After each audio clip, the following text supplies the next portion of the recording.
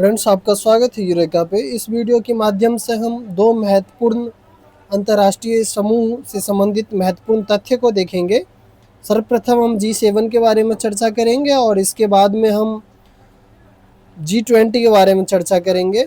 इन दोनों ही महत्वपूर्ण समूह से सभी एग्ज़ाम में लगभग क्वेश्चन आते हैं, जैसे UGC नेट या फिर कोई PCS एग्ज़ाम हो या कहीं पे आप अगर प्रोफेसर के लिए एग्ज़ाम दे रहे हैं। इन सभी एग्ज़ाम में यहाँ से महत्वपूर्ण प्रश्न बनाए जाते हैं। तो दोस्तों, आइए देखते हैं। सर्वप्रथम इनके स्थापना और इतिहास से संबंधित। जो G7 की स्थापना आधिकारिक तौर पर 1975 में हुई थी। यह दुनिया की 7 सबसे उन्नत और विकसित अर्थव्यवस्थाओं का एक अनौपचारिक समूह है। इसका कोई अस्थायी सचिवालय या मुख्यालय नहीं है। अब अगर हम इसकी शुरुआत की बात करें तो इसकी उत्पत्ति 1973 के तेल संकट के बाद हुई, जब अमेरिका के वित्त मंत्री ने फ्रांस, जर्मनी और यूके के वित्त मंत्री के साथ एक अनौपचारिक बैठक बुलाई। इसे शुरुआत में लाइब्रेरी ग्रुप कहा गया, बाद में इसमें जापान को भी शामिल किया गया है। इसके बाद G6 ये कुछ समय तक रहता है, फिर G7 बनता है, फिर G8 बनता है और फिर से ये वर्तमान समय में G7 के रूप में है। तो अगर G6 की बात की जाए तो 1975 में फ्रांस के राष्ट्रपति के निमंत्रण पर फ्रांस के राम्बोलाइट में पहला शिखर सम्मेलन आयोजित किया गया इस ग्रुप का। उस समय पे ये G6 के नाम से जाना जाता था। इसमें 6 देश शामिल थे उस समय: France, America, United kingdom, Germany, Japan और इटली। इस समय इसे G6 कहा गया और बाद में 1976 में कनाडा के शामिल हो जाने के बाद यह समूह G7 बन गया। 1977 से यूरोपीय संघ भी इसकी बैठक में भाग ले रहा है। G8 की अगर हम बात करें तो 1998 से लेकर के 2013 तक यह रूस को शामिल होने की वजह से G8 कहलाता था, यानी कि 98 में रूस को शामिल किया गया। इसके बाद में ये G8 समूह बन गया और 2013 तक रूस इसका हिस्सा था।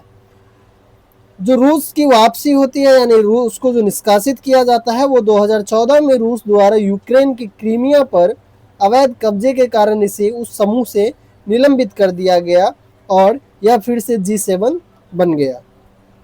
अब एक बार इसके सदस्य देश के ऊपर में आप नज़र डाल सकते हैं। G7 के जो सदस्य देश हैं वो इस प्रकार से हैं: France, USA, UK, Germany, Japan, Italy, Canada. और जो यूरोपीय संघ है, यहाँ पे ध्यान देने वाली बात है कि यूरोपीय संघ इसके मेंबर ऑफ कंट्रीज और ऑर्गेनाइजेशन नहीं है।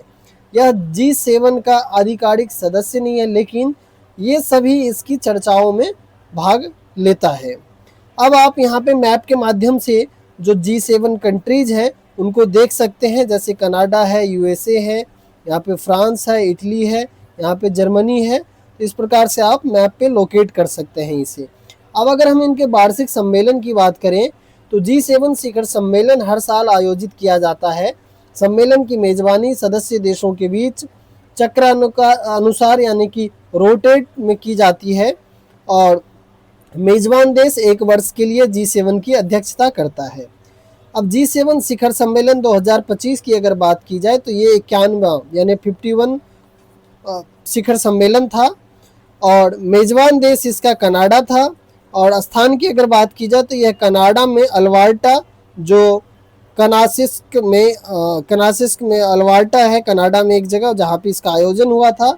यह आयोजन 15 से 17 जून 2025 के बीच किया गया।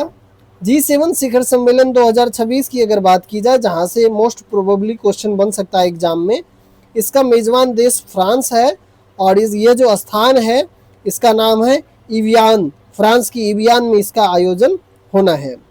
अब अगर हम इसके मुख्य एजेंडे की बात करें तो G7 का मुख्य फोकस वैश्विक अर्थव्यवस्था और वित्त मुद्दों पर सहयोग करना था, लेकिन समय के साथ इसके एजेंडों का विस्तार हुआ और इसमें प्रमुख वैश्विक चुनौतियों को शामिल किया गया है। मुख्य एजेंडे में निम्नलिखित विषय शामिल होते हैं। जैसे पहला अगर देखें तो वैश्विक आर्थिक स्थिरता, यानी कि मुद्रास्फीति, इन्फ्लेशन, व्यापार आपूर्ति श्रृंखला की सुरक्षा और वित्तीय संकटों से निपटना। जो दूसरा है अंतर्राष्ट्रीय शांति और सुरक्षा, प्रमुख भू राजनीतिक संघर्ष जैसे कि यूक्रेन रूस युद्ध, मध्य पूर्व की स्थिति, आतंकवाद और साइबर सुरक्षा पर चर्चा की जाती है इसके बैठक में। अगर हम थर्ड चीज़ें देखें तो जलवायु परिवर्तन और ऊर्जा से संबंधित निर्णय भी लिए जाते हैं, जैसे कि नेट जीरो का लक्ष्य, नवीकरणीय ऊर्जा को बढ़ावा देना और ऊर्जा आत्मनिर्भरता को बढ़ावा देना। जो फोर चीज़ें हैं वैश्विक स्वास्थ्य, महामारी की रोकथाम और स्वास्थ्य प्रणालियों को मजबूत करना और जो महामारी से निपटने के लिए जो टीका का निर्माण किया जाता है, इन चीज़ों के ऊपर में कार्य करना। जो फिफ्थ है डिजिटल परिवर्तन और उभरती प्रौद्योगिकी, आर्टिफिशियल इंटेलिजेंस यानी कि एआई और क्वांटम कंप्यूटिंग के लिए नियम और सहयोग को बढ़ावा देना। लोकतंत्र और मानवाधिकार को बढ़ावा देना भी इसमें शामिल है, यानी कि देशों के मध्य लोकतांत्रिक मूल्यों को बढ़ावा देना और उसका समर्थन करना भी इन ग्रुप्स के देशों का मुख्य उद्देश्य है। आइए दोस्तों, अब हम नेक्स्ट जो चर्चा करेंगे वो G20 सदस्य देशों के ऊपर में बात करते हैं। अब अगर हम इसकी स्थापना और सदस्य देश की अगर बात करें तो G20 दुनिया की प्रमुख विकसित और विकासशील अर्थव्यवस्थाओं का एक महत्वपूर्ण मंच है। इसकी स्थापना 1999 में एशियाई वित्तीय संकट के बाद वैश्विक आर्थिक और वित्तीय मुद्दों पर चर्चा करने के लिए वित्त मंत्रियों और केंद्रीय बैंक के गवर्नरों के एक मंच के रूप में हुई थी।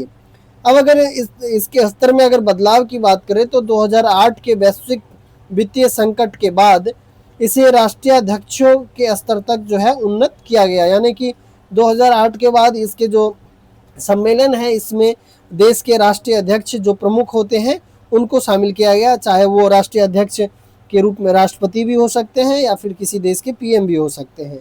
अगर इसके सदस्य देशों की बात की जाए तो वर्तमान में इसमें 19 देश और 2 क्षेत्रीय संगठन शामिल हैं।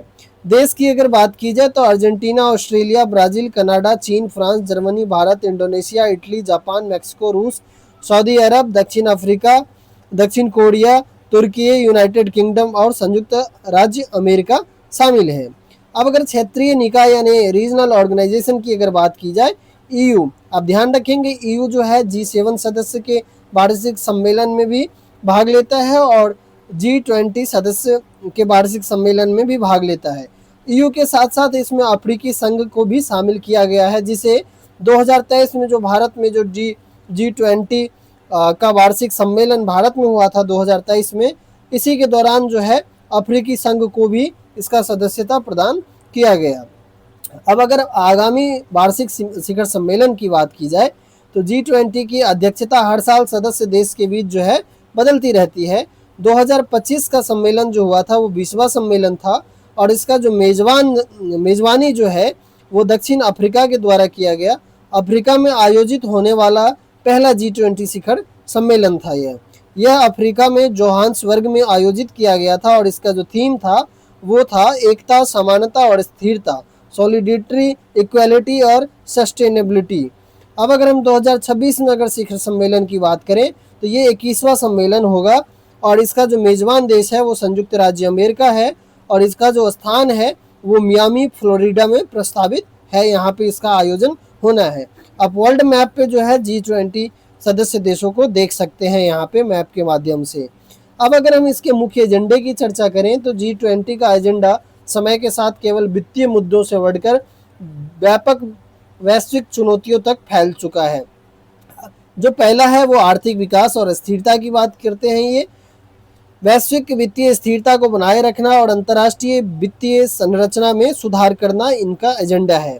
जो सेकंड है सतत विकास, G20 देशों के द्वारा 2030 एजेंडा और 2030 एजेंडा 2013 और सतत विकास लक्ष्य को प्राप्त करने के लिए निवेश किया गया है। जो थर्ड चीज़ें हैं जलवायु परिवर्तन के ऊपर में ध्यान केंद्रित करना, जलवायु वित्त पोषण, न्याय संगत सुरक्षा परिवर्तन यानी एनर्जी ट्रांजिशन और पर्यावरण संरक्षण को बढ़ावा देना। जो फोर्थ चीज़ें हैं डिजिटल नवाचार और AI संबंधित, तो कृत्रिम बुद्धिमत्ता यानी कि एआई के सुरक्षित उपयोग और तकनीकी विकास के लिए वैश्विक नियम को बनाना। और जो फिफ्थ चीज़ें हैं, खाद्य और स्वास्थ्य सुरक्षा यानी कि वैश्विक स्वास्थ्य प्रणालियों को मजबूत करना और खाद्य सुरक्षा को सुनिश्चित करना। असमानता कम करना, समावेशी विकास को बढ़ावा देना और औद्योगिक विकास के माध्यम से वैश्विक असमानता को दूर करना भी इनका मुख्य उद्देश्य है। अब एक नज़र हम डालते हैं जो G20 के जो सदस्य देश हैं इनकी जो आर्थिक स्थिति है और साथ ही साथ वैश्विक अर्थव्यवस्था में इनका क्या योगदान है।